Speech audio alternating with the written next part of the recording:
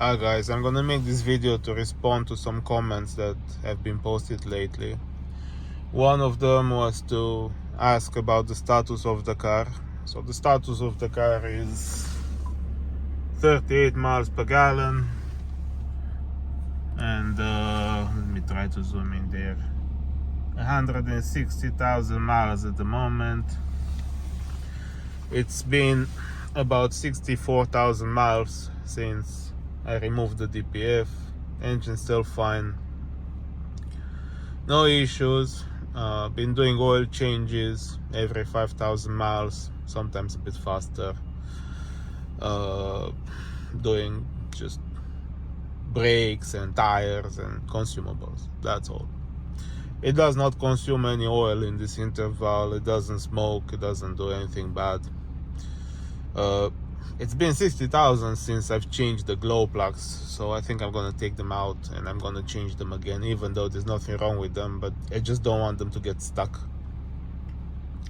And I think I'm gonna do the servicing of the gearbox again, so I'll put new oil in the gearbox again. What's wrong with it at the moment? My window on the left has a problem. The button doesn't want to work, but if I operate it from this side, it works. I don't know why, but that's an issue. The other issue that I've got at the moment is I think that's actually going for some time. The navigation DVD keeps on having a problem and it doesn't really work well, but I never use it anyway. I just put my phone over there and use my phone to use the navigation, so I don't really care about that anyway. That's pretty much the only issues with the car. So for a 2009 and 160,000 miles, I think it's pretty good. I'm not going to bother to fix any of them because I really don't care. Maybe I'll fix the window. Question 2. People say it's very harmful for dust particles when you drill into the DPF. Okay, yeah, I suppose it is. Of course it is. But you don't drill the DPF.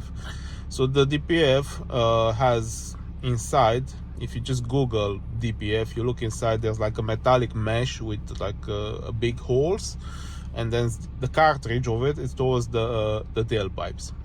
So when you cut it on the weld all around towards the tailpipes end, and you remove the whole inside, the DPF cartridge filter, in one piece. So there's no dust. So you don't drill through it. That thing is a metallic ceramic compound. It's extremely hard. So drilling through it, it's close to impossible. And the first stage of it, which is just a metallic protection towards the turbocharger and the engine, that I don't think you can even drill through that, because that's metal. So it won't really work. It's probably gonna be extremely hard to make a hole in the DPF, and very dirty. And no, you take it off the car, you cut it all around about 3 millimeters deep on the weld that's towards the tailpipe, and then you just shake it a bit and all that filter comes out. So yeah, that's pretty much how you do it. So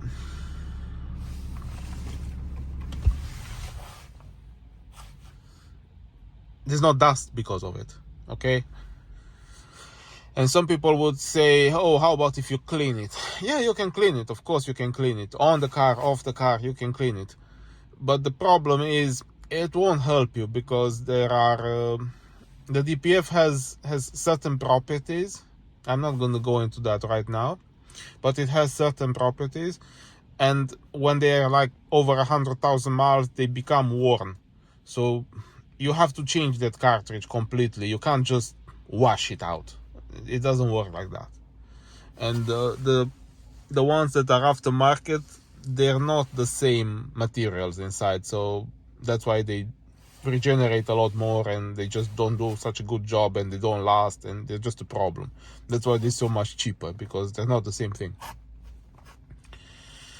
So yeah, There were another questions about if you block the AGR and if you cancel the AGR and use that kit to bypass the AGR completely, the car might overheat.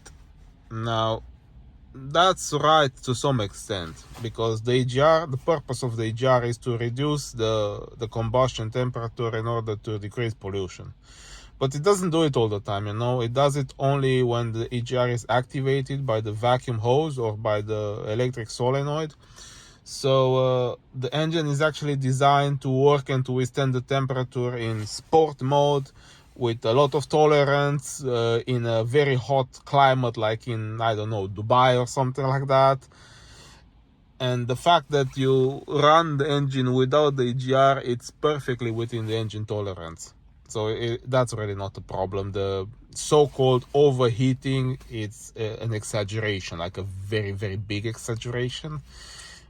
It will not overheat. If my engine was to overheat, I would probably most surely develop a problem in 60,000 miles.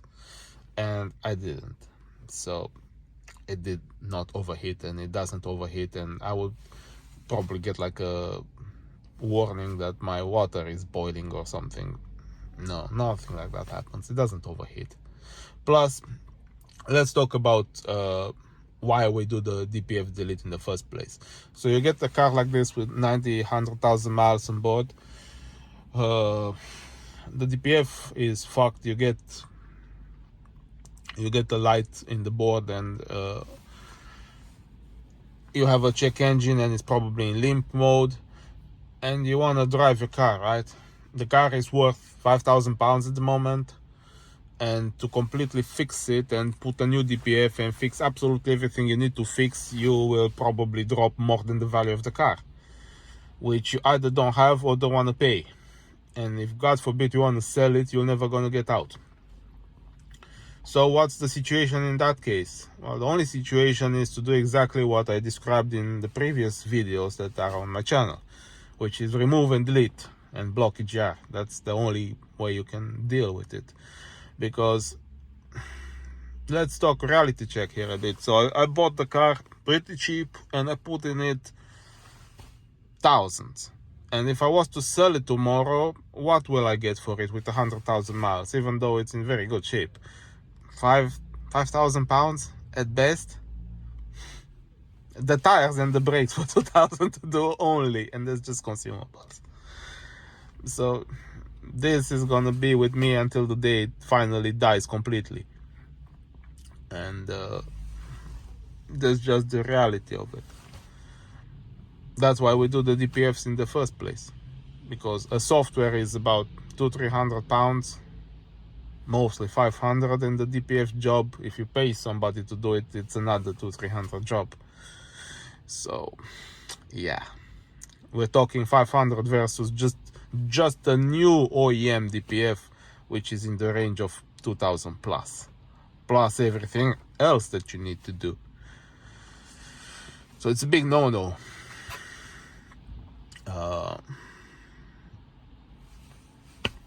I don't really have much more to add. I pretty much covered everything that I could think of in this.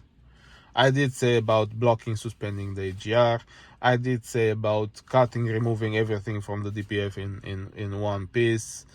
I did say fix everything you need to fix on your engine, as in glow plugs, good, injector cleaner, oils, all of them, coolant, water pump, serpentine belt, pretty much everything, so the engine is in good condition. Very, very much attention towards the PCV valve. That's a very important thing to me, to be in good condition. Might as well change it. It's not actually that expensive.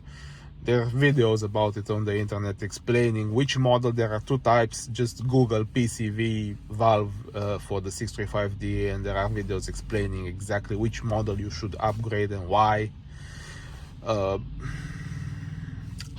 I explained, there was some guy asking about oils, and he was asking about a certain brand of oil. I think it was Manol.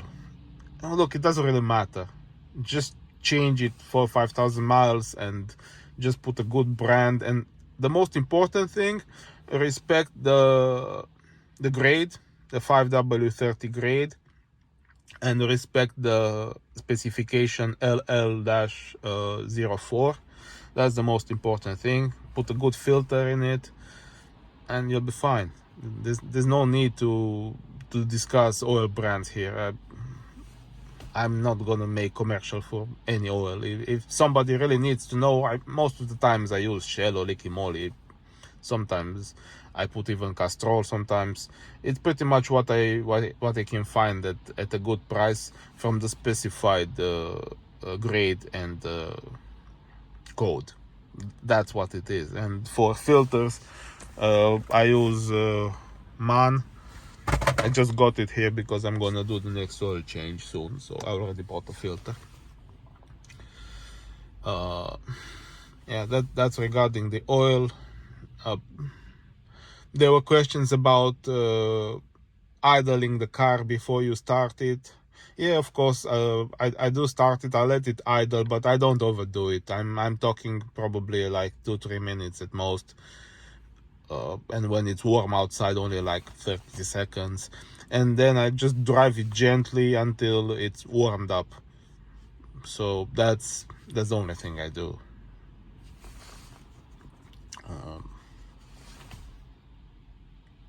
Well, if you have something more to ask, just write in the comments. Oh, good thing I remembered. Somebody was asking about the sensors. So you have like pressure sensors that measure the pressure of the exhaust on the output of the DPF, so after it and before it. So you got a bunch of sensors there. Those get pretty much disabled because once you do the stage 1, which is EGR delete all those sensors, and pretty much every information that's in the ECU, in the computer of the car, is being modified so the car thinks it has no DPF, and it runs like if it had no DPF. So yeah, that's what happens.